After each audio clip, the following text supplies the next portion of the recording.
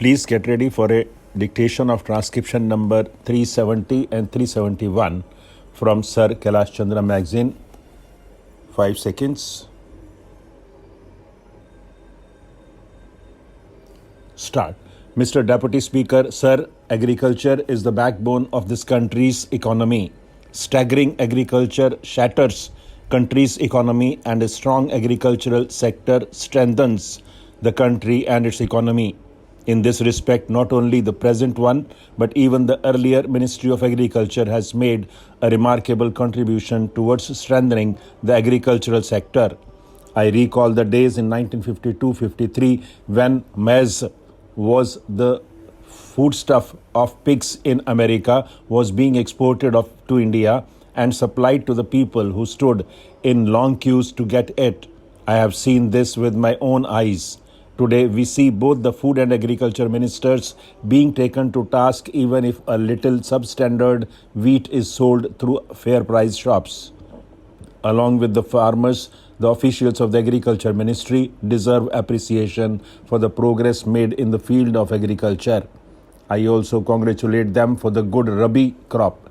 As regards the provision of facilities made for the development of agriculture, it leaves no scope for criticism.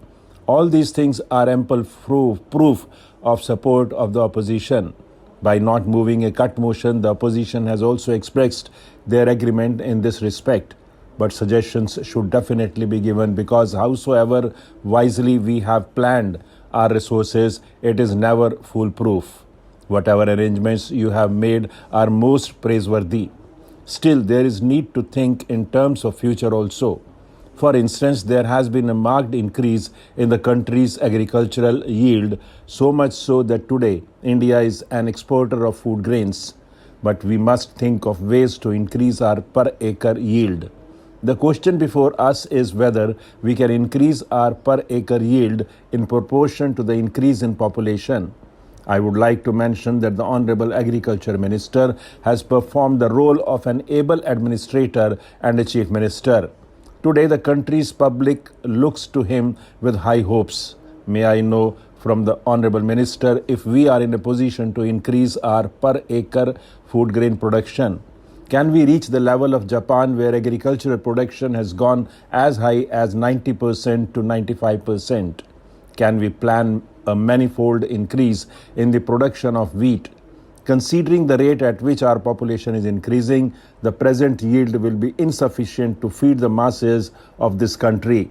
I would like to draw the attention of the Honorable Minister towards what is necessary for agriculture in this country. It has been a great misfortune of our country that there has been a drawback in the way land reforms have been enforced in this country. In our country, the size of land holdings has become very small. Every year we see changes in the agricultural implements.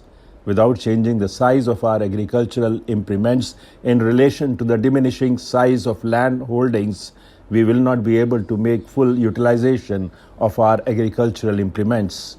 This aspect should be kept in mind, otherwise modernization of agriculture will not be possible. I request the entire House to ask the government to formulate a long-term plan which envisages viable and land holdings where we can use sophisticated agricultural implements. It is true that we have invented new agricultural implements, but there are some drawbacks in their applicability. We have started manufacturing tractors, cultivators, feeders, etc. How can a farmer with only 1 or 2 acres of land put these to use?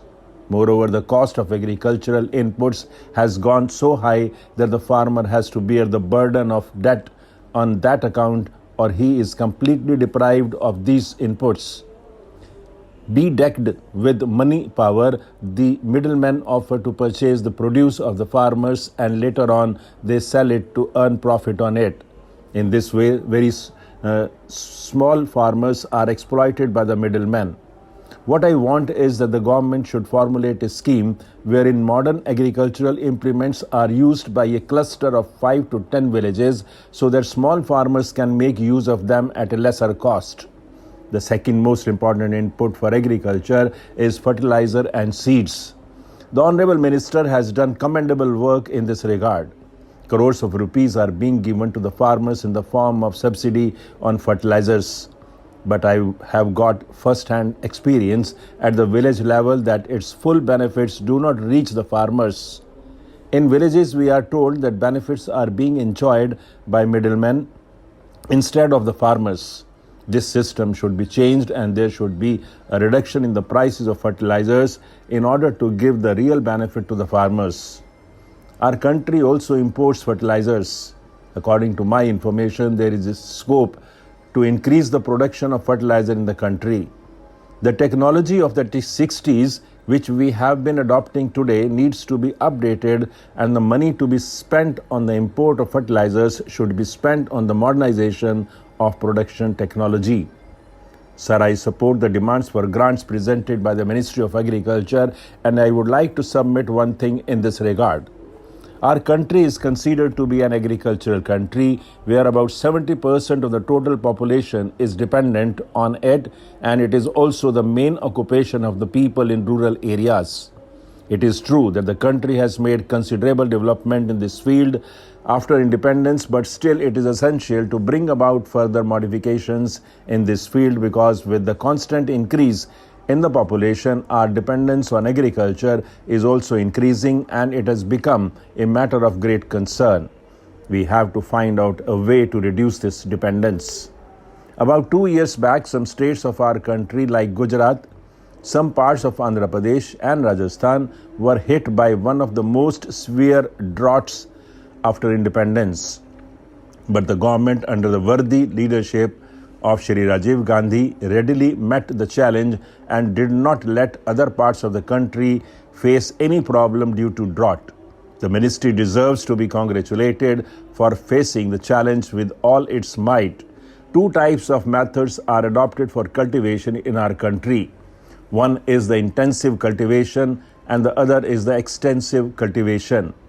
The population is increasing at a tremendous speed, whereas the holdings are shrinking. So it has become essential to emphasize the need for intensive cultivation. What is needed is to raise the yield of per biga of land. Agriculture depends on various other factors. A farmer cannot reap a good harvest unless power supply and irrigation facilities are available to him. So far as his irrigation is concerned, a few dams and canals have been constructed and pumping sets have been installed to fulfill the purpose of irrigation. But about the big canals, the general complaint is that the farmers do not get the water for irrigation in time. Though in Kanpur district, canals have been constructed and pump sets have been installed, but the water supply does not reach the fields at the tail end, and the farmers suffer as a result thereof. I would like the central government to hold consultations with the state governments and make certain arrangements so that water reaches the tail end of the fields where the facilities of canals, pump sets, etc. are already there. There is a common complaint that the farmers do not get remunerative price for their produce. The agricultural prices are fixed every year by the Agricultural Prices Commission, but the government should evaluate the criteria of fixing agricultural prices. These criteria should be further modified in order to enable the farmers to sell their produce at a remunerative price. Even today, the main grievance of the farmers is that they do not get a price for their produce which is proportionate to the costs and the hard work they do. So the government should pay attention to this also. The knowledge of the technique of agriculture is increasing in our country very rapidly. The agricultural universities set up by the government are conducting research in the field of agriculture and are making use of that research in the fields.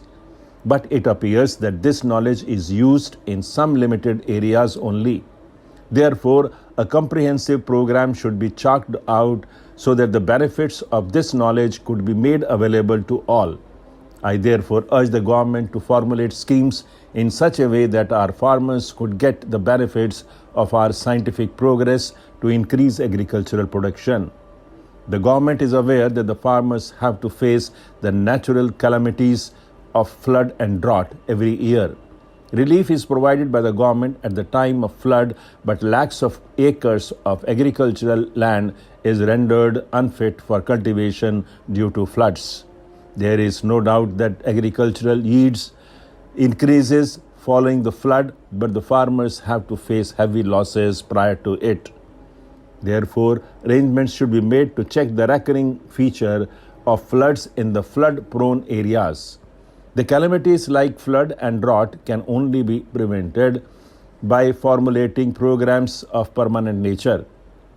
In our country, agriculture mostly depends on weather conditions.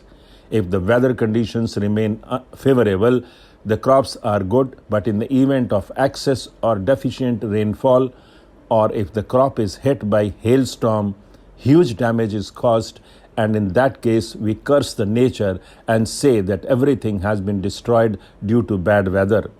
Therefore, the government must think in terms of finding preventive measures to protect agriculture from the havoc of natural calamities. Stop.